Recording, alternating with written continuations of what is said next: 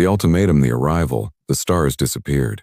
Commander David Torres stood on the bridge of the Hughes Horizon, humanity's most advanced warship, and watched as darkness swallowed the night sky. It happened in seconds. One moment, the observation screens showed the familiar constellations that had guided human navigation for thousands of years. The next moment, those stars were gone, blocked by something so massive that it defied comprehension. "Sir, we have multiple contacts," Lieutenant Chen reported from the sensor station. His voice remained steady, but his hands trembled as they moved across the holographic controls. "I'm reading, Commander. I'm reading over 1,500 distinct vessels. They just appeared out of nowhere." Torres felt his blood turn cold. 1,500 ships.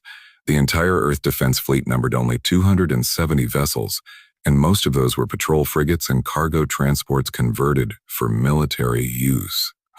Humanity had never built anything larger than the Horizon, a ship that had taken 12 years, and the combined resources of every nation on Earth to construct. The alien vessels made the Horizon look like a child's toy. "Get me visual confirmation," Torres ordered. "And someone wake up the president. Tell her we have a situation." The main screen flickered to life, and the bridge crew collectively gasped. The alien fleet filled the view screen in every direction. Each ship was a work of terrible beauty, constructed from materials that seemed to absorb light rather than reflect it. They were arranged in a perfect sphere around Earth, a formation that spoke of military precision and overwhelming confidence. The smallest alien vessel was 3 times larger than the Horizon. The largest defied measurement, a floating fortress that could have housed 1 million people within its dark hull. "Commander, we're receiving a transmission," the communications officer announced. "It's on every frequency. Audio, visual, quantum channels. They want us to hear this." Torres straightened his uniform and nodded. "Put it through." The screen changed, and for the first time in human history, humanity looked upon the face of the Dominion Council. The Council's demand, the being that appeared on the screen, was both beautiful and terrifying. High Archon Verath stood nearly 12 feet tall, with skin that shimmered like liquid mercury. 4 arms extended from a torso that seemed too narrow to support such mass, and eyes the color of dying stars regarded Earth with casual indifference. When Verath spoke, the translation systems rendered the words in flat and motionless English, but Torres could hear the arrogance beneath. "Primitive species of the 3rd planet, I am High Archon Verath of the Dominion Council. Your world has been marked for incorporation into our empire. This is not a negotiation. This is not a discussion. This is a statement of fact." Verath's forearms gestured, and the image changed to show a holographic map of the galaxy. Thousands of star systems glowed in red. For 10,000 cycles, the Dominion Council has brought order to chaos. "We have incorporated 1,200 civilizations into our empire. Each was given the same choice we now offer you. Surrender completely, and your species will be preserved as a servant class. Resist, and your species will be erased from existence." The image shifted again, showing footage of other worlds. Torres watched in horror as cities burned, as massive energy beams turned to oceans to steam, as entire planets cracked apart under the weight of the Council's weapons. "You have 96 hours to make your decision," Verath continued. "Dismantle all military assets. Transmit your unconditional surrender on all frequencies. Present your leaders for processing. If you comply, approximately 70% of your population will survive the incorporation process. If you resist, none will survive." The High Archon leaned closer to the camera, those dying star eyes seeming to stare directly at Torres. "Do not mistake this for mercy. Do not mistake this for weakness. The Dominion Council does not lose. The Dominion Council does not lose. The Dominion Council does not compromise. The Dominion Council does not fail. You are insects beneath our notice, and we crush insects without thought. Choose wisely, primitives. You have 96 hours. The transmission ended, leaving the bridge in stunned silence. Torres looked at his crew and saw the fear in their eyes. These were soldiers, people who had trained for combat and sworn oaths to defend Earth. But they had trained to fight other humans, not gods who could shatter planets. "Sir," Lieutenant Chen said quietly, "what do we do?" Before Torres could answer, his personal communicator buzzed with an encrypted message. The security code was one he had been given 15 years ago during a classified briefing that had seemed like paranoid fantasy at the time. The message contained only 3 words: Protocol Midnight active. Torres felt something stir in his chest. Not hope exactly, but something close to it. Lieutenant, maintain position and monitor the alien fleet, he ordered. I need to speak with Earth Command. No one leaves this bridge and no one repeats what we just heard. Understood. Understood. The crew nodded, and Torres retreated to his private office, his heart pounding with a mixture of fear and desperate anticipation. The hidden truth 25 years earlier, Earth had received its first and only warning about the dangers lurking among the stars. They called themselves the Andromedans, refugees from a civilization that had nearly been destroyed by the Dominion Council. Their ship had limped into the solar system, badly damaged and leaking atmosphere. They had stayed for 3 days, just long enough to share a terrible truth. Humanity was not alone in the universe, and most of its neighbors were predators. You have been lucky, the Andromeda ambassador had told Earth's assembled leaders. Your solar system sits in a region of space that most empires consider worthless. No strategic resources, no hyperlane junctions, nothing of value. But that luck will not last forever. Eventually, someone will notice you. When that happens, you must be ready to fight or ready to die. The Andromedans had shared star charts, basic information about council tactics, and a warning to prepare in secret. Then they had left, disappearing into the darkness beyond Neptune, seeking some refuge that probably didn't exist. Most of Earth's leaders had dismissed the warning as paranoid rambling, but a few had listened. A few had understood that preparation was the only rational response to an irrational universe. Dr. Elena Vasquez had been one of those few. Torres accessed the encrypted files now, reading the history of Project Midnight for the first time in years.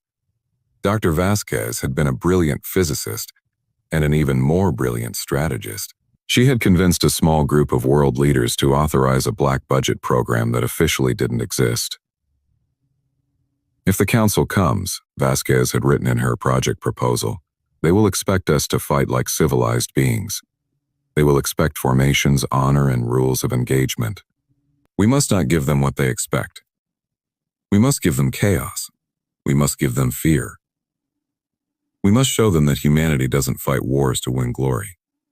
We fight wars to survive, and we will do anything, sacrifice anything, to ensure our children have a future. Project Midnight had begun construction 25 years ago in the Arc Cloud, far beyond Neptune, where no one would think to look. Automated shipyards powered by captured comets and operated by quantum AI systems had been building a secret fleet for a quarter-century. The specifications were radical. Instead of building large, powerful warships that would match the enemy's strength, Vasquez had designed small, fast ships that could strike and disappear. Instead of conventional weapons, the Midnight Fleet carried experimental technology that Earth's official military didn't even know existed. And instead of regular military personnel, the Midnight Fleet was crewed by volunteers who had agreed to disappear from the world, to become ghosts who would only appear when humanity faced extinction. Torres read through the crew manifests, his hands shaking as he found a name he knew. Captain Maria Torres, commanding officer of the stealth carrier Dark Horizon. His sister, Maria, had disappeared 8 years ago. The official story was that she had died in a training accident, her body lost in a reactor explosion. Torres had grieved, had spoken at her memorial service, had scattered ashes into the ocean that weren't really hers. She had been alive the entire time, training in the darkness beyond the edge of the solar system, preparing for a war that everyone hoped would never come. Now that war had arrived, and Torres held in his hands the activation codes that would reveal Earth's greatest secret to the universe. Preparation in darkness 3 billion miles from Earth. In the freezing darkness of the Oort cloud, Captain Maria Torres floated in the zero-gravity command center of the Dark Horizon and watched her crew prepare for battle. The Dark Horizon was unlike any ship in humanity's official fleet. It was smaller, sleeker, designed to be invisible to enemy sensors. Its hull was constructed from metamaterials that bent electromagnetic radiation around it, rendering it effectively invisible. Its weapons were a mix of conventional and experimental systems, railguns that could fire projectiles at relativistic speeds, nuclear-pumped lasers, and swarm drones that thought and moved like living creatures. But the most important feature of the Dark Horizon was its crew. Every person aboard had volunteered for Project Midnight, knowing they would have to fake their deaths and leave their families behind. They had trained for years in tactics that would make conventional military commanders sick to their stomachs: ramming attacks, false retreats, suicide strikes where one ship would sacrifice itself to create openings for others. They were humanity's hidden knife, waiting in the darkness for the moment when they would be needed most. "Captain, we've received the activation signal," her tactical officer reported. Lieutenant Commander James Park had been a commercial pilot before joining Midnight. He had a wife and 2 daughters who thought he was dead. "Protocol Midnight is active. All fleet units are coming online."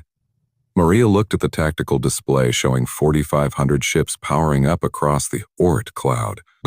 Each one was crewed by people like her, people who had given up everything for the slim chance of protecting Earth. "How long until we reach combat range?" she asked. "At maximum stealth velocity, 36 hours, Park replied. "We'll arrive with 24 hours left on the Council's deadline." Plenty of time to get into position." Maria nodded, her mind already running through attack scenarios. The Midnight Fleet couldn't match the Dominion Council in firepower or tonnage. They would lose any direct confrontation. But they didn't need to win a fair fight. They just needed to hurt the enemy badly enough that Earth became more trouble than it was worth. "All hands, this is Captain Torres," she announced over the ship-wide intercom. Her voice echoed through the dark horizon's corridors, reaching every crew member at their stations. "By now you've all heard that the Dominion Council has arrived.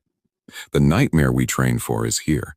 In 36 hours we're going to decloak and attack an enemy that has conquered over 1,000 worlds. The odds are terrible. Many of us won't survive. But I want you to remember why we're here." She paused, thinking about her brother David, who probably thought she was dead. Thinking about Earth, that beautiful blue marble hanging in the darkness. Thinking about all the children who deserve to grow up free. "We're not fighting for glory or recognition. History might never know our names. We're fighting because someone has to stand between Earth and the monsters. We're fighting because humanity doesn't bow to anyone. And we're fighting because we believe with every fiber of our being that freedom is worth dying for." The crew responded with determination in their voices. "Yes, ma'am." Maria smiled grimly. "Then let's show the Council what happens when they threaten Earth. All ships begin acceleration. Target, Earth orbit. Mission, total warfare. No mercy, no surrender, no retreat." The Dark Horizon's engines flared to life, and across the Oort cloud, 4,500 invisible ships began their long journey toward battle. In the command center, Maria recorded a final message to her brother. It would only transmit if she died, a last goodbye from a ghost who had never really left. "David," she said softly, "if you're hearing this, it means I'm gone. I'm sorry I couldn't tell you the truth. I'm sorry I let you think I was dead all these years. But I need you to know that every day out here in the darkness, every day away from home, was worth it. Because of Midnight, Earth has a chance."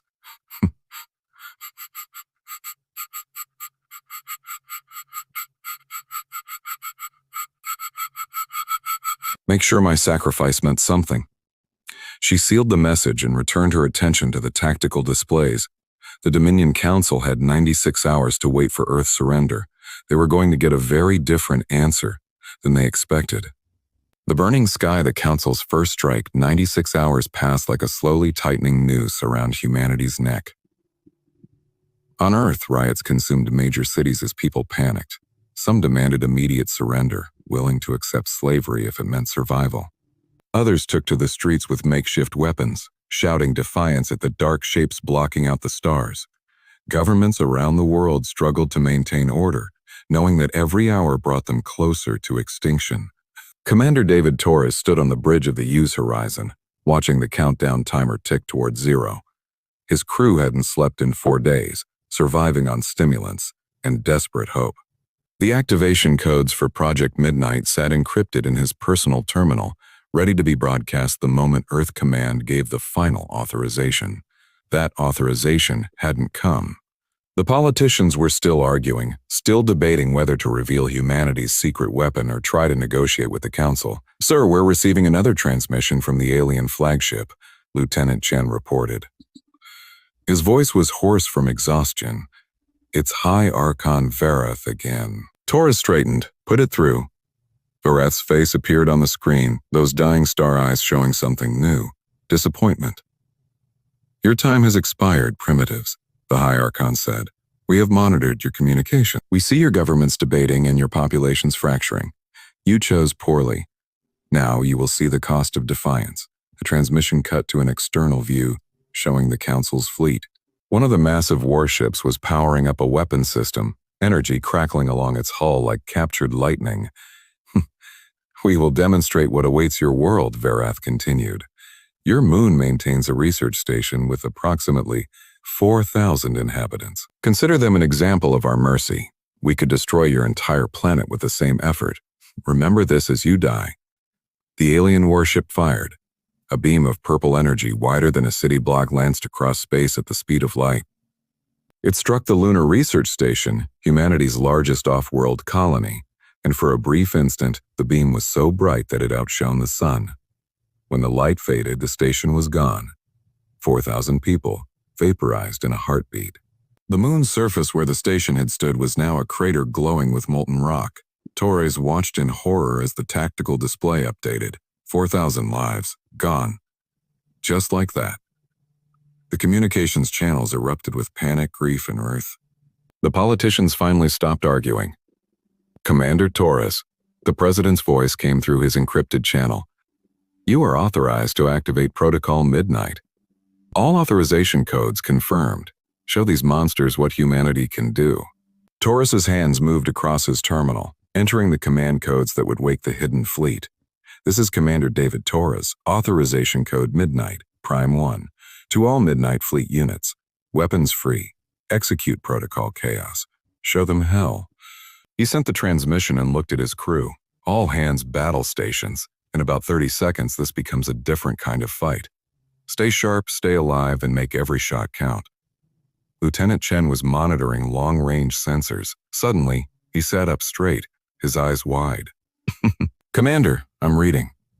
Sir, I don't understand these readings. There are thousands of new contacts appearing all around Earth. They're just appearing out of nowhere. Torres allowed himself a cold smile. That's not nowhere, Lieutenant. That's the darkness we keep to protect the light. Watch carefully. You're about to see something the galaxy has never witnessed before. Midnight rises 3 billion miles away. The message reached Captain Maria Torres in the command center of the Dark Horizon. Authorization received, Lieutenant Commander Park reported. All fleet units confirming ready status. We're clear to engage. Maria felt a surge of adrenaline mixed with grief. The Council had murdered 4,000 people on the moon station. Now they would learn the price of threatening humanity.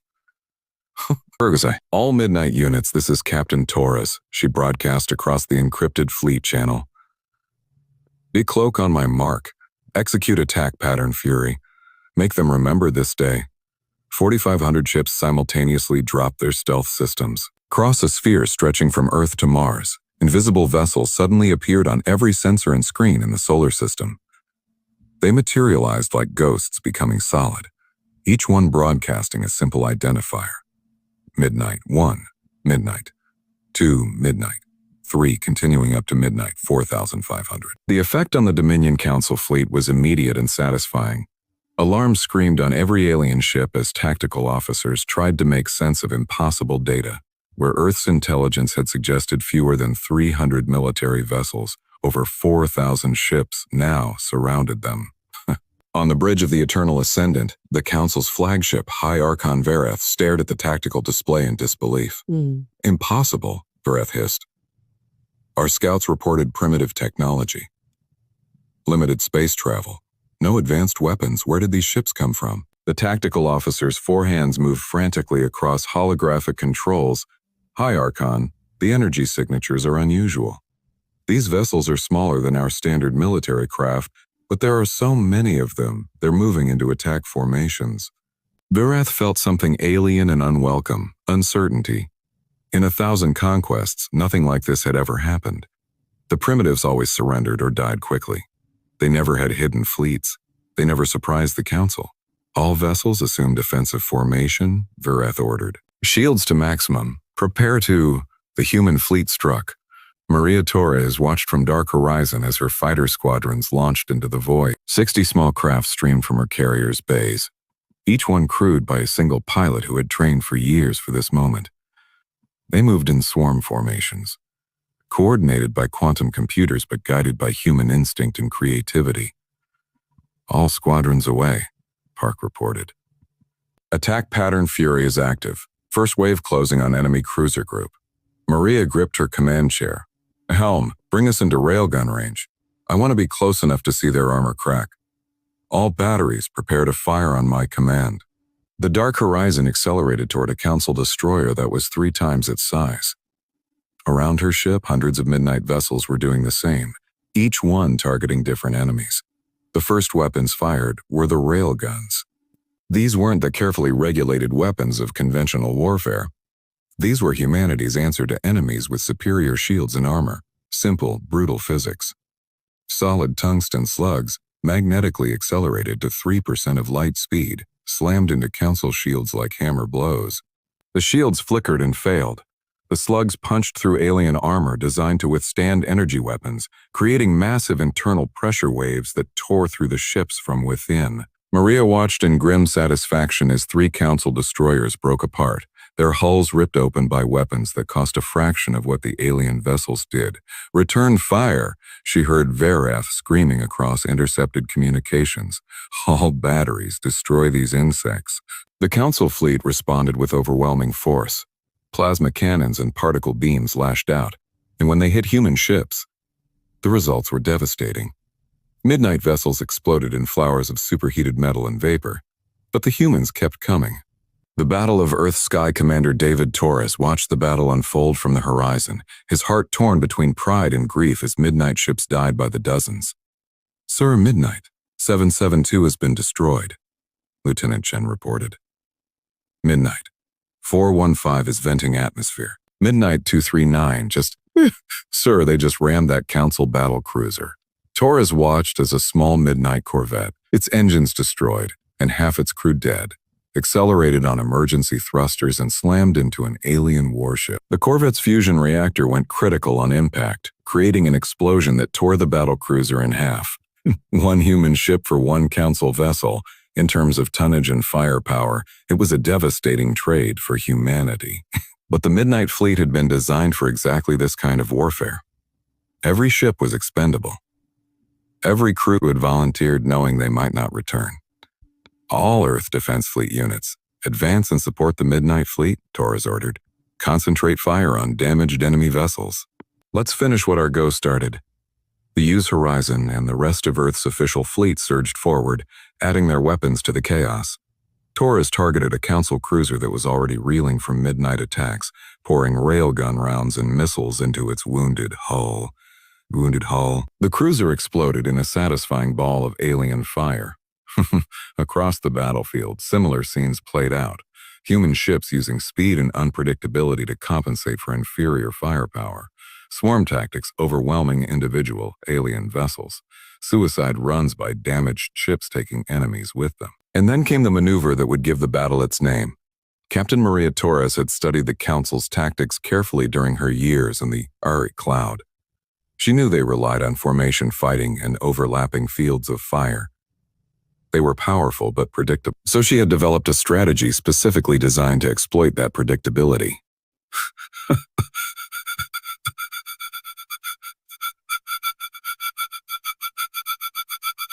All Midnight Fleet units execute Burning Sky Proto-Coordinates Alpha 7. Full weapons release on my mark. Over 800 Midnight ships suddenly changed course, converging on a single point in Earth's upper atmosphere. The Council ships, following their tactical doctrine, moved to intercept with concentrated fire. That was the trap. Mark, Maria shouted. 800 ships fired every weapon simultaneously at the same atmospheric layer. Rail guns, missiles, nuclear-pumped lasers, and plasma cannons all released their fury at once into the thin gases at the edge of space. The upper atmosphere ignited. The energy release was so massive that it created a brief artificial aurora that could be seen from the ground. But more importantly, it created a wall of superheated gas and electromagnetic interference that completely disrupted Council targeting systems. While the aliens scrambled to compensate, the Midnight Fleet struck from unexpected angles, punching through confused formations and hitting vulnerable ships from behind. The sky above Earth literally burned red with weapons fire and ignited atmosphere. It was beautiful and terrible, a light show that marked humanity's refusal to surrender. Victory through fire. High Archon Vareth watched the tactical display in growing horror as the human fleet tore through council formations. The primitives were supposed to die quickly and quietly.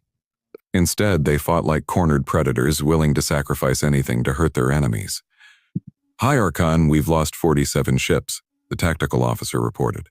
Another 63 are heavily damaged. The humans are using kamikaze tactics. They're deliberately destroying themselves to maximize damage to our fleet. Vareth couldn't comprehend it. What species valued survival so little that they would throw away their lives? What kind of military-trained soldiers to die rather than retreat? Sir, one of the human capital ships is targeting us directly, Weapons Control announced. Multiple smaller vessels are forming up around it. I think they're planning a coordinated strike on the Eternal Ascendant. Vareth looked at the tactical display and saw the Use Horizon leading a formation of 20 Midnight ships straight toward the flagship. The human commander was either brilliant or insane. Probably both. Concentrate all forward batteries on that formation, Vareth ordered. Destroy them before they get close. The flagship's weapons opened fire in space filled with deadly energy. 3 Midnight ships exploded immediately. 5 more were crippled, spinning out of control. But the rest kept coming, and the Horizon's shields somehow held against the barrage. Commander David Torres felt his ship shaking as council weapons hammered the shields. Divert all non-essential power to forward shields, he ordered. And someone get me a firing solution on that flagship's bridge section. Sir, we're in range, the weapons officer reported. But their shields are too strong. Our weapons won't penetrate, Torres smiled grimly. They will when our friends make an opening. All ships prepare for simultaneous strike. Focus every weapon on a single point. The remaining Midnight ships in his formation accelerated, forming a spear point with the Horizon at the tip. They closed to point-blank range, so close that Torres could see the alien flagship's hull details on his view screen. Now, he shouted. 20 ships fired every weapon at a single spot on the flagship's shields. The concentrated energy overloaded the alien defensive systems, creating a brief gap in their protection. That was all the opening Torres needed. Fire main rail guns, full salvo. The Horizon's primary weapons fired, sending 4 tungsten slugs through the gap in the shields. The slugs struck the flagship's command tower, punching through armor and detonating inside the bridge. High Archon Vareth had one moment to realize what had happened before the explosive decompression pulled everything on the bridge into space. The mighty High Archon, conqueror of 1,000 worlds, died like every other living thing when exposed to vacuum. Quickly and without dignity. With their commander dead and their flagship crippled, the Council fleet began to waver. Formations broke apart as individual ships tried to withdraw. The human fleet pressed the advantage mercilessly. All units pursue and destroy, Torres ordered. Don't let them regroup. The battle raged for another 6 hours. But the outcome was no longer in doubt. By the time the surviving Council ships managed to retreat beyond Mars' orbit, they had lost over 400 vessels. The mighty Dominion Council, undefeated in 1,000 conquests, had been bloodied by primitives who refused to accept their place in the galactic order. On the bridge of the Dark Horizon, Captain Maria Torres watched the enemy fleet limp away and allowed herself a moment of relief. Her ship had survived, though barely. Half her crew was dead and the Dark Horizon would need months of repairs, but they had won. Captain, we're receiving a transmission from the Use Horizon, Lieutenant Commander Park reported. It's marked personal. Maria's breath caught. Put it through to my ready room. She floated into the small private office and activated the communications screen. Her brother's face appeared, older and more tired than she remembered, but alive and smiling. Hello, Maria, David said softly. It's been a long time. Maria felt tears forming in zero gravity, creating small spheres that floated around her face. Hello, David. Sorry about the whole being dead thing. David laughed, and it was a sound of pure relief. I think I can forgive you. After all, you just helped save the world. That buys you some slack.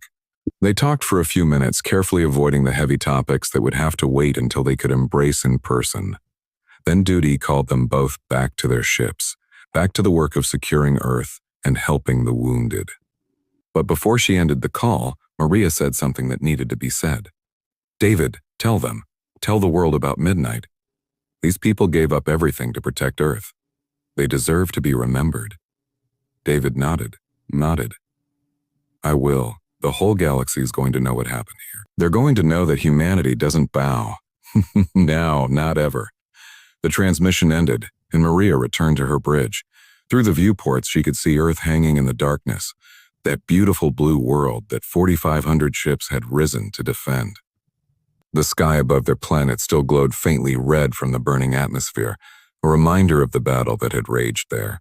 It would take days for the glow to fade, days for people to stop looking up and seeing the evidence of how close they had come to extinction. But for now, Earth was safe. The Midnight Armada had risen from the darkness, and the galaxy had learned a new truth. Humanity would fight for its freedom with every weapon, every tactic, and every drop of blood necessary. They had commanded Earth to bow. Earth had answered with fire. And the heavens still burned red with the proof of human defiance.